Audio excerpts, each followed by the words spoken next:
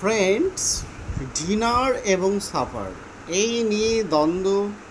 Even এখানে আরও দ্বন্দ্ব রয়েছে, যেটা হলো এই খাওয়াগুলোকে কিভাবে বলবে, ব্রেকফাস্ট, লাঞ্চ, তারপরে ডিনার বা সাপার।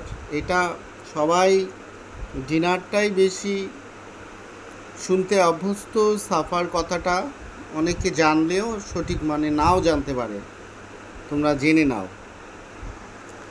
এবার এই যে ডিনার এবং হলো ভার্সাস সাপার করে দিয়েছি। হ্যাঁ, তো ডিনার মিনিংটা কি?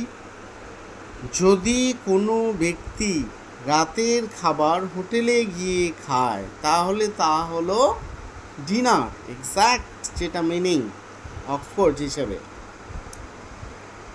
এবার যদি কোনো ব্যক্তি রাতের খাবার হোটেলে গিয়ে খায় তো সেটাকে বলে ডিনার।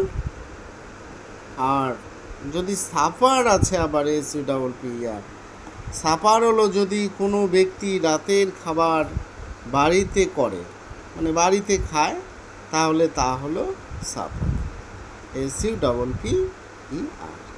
ওকে, এই হলো কনসেপ্ট, দেখে নাও, আর গন্ডগোল নয়।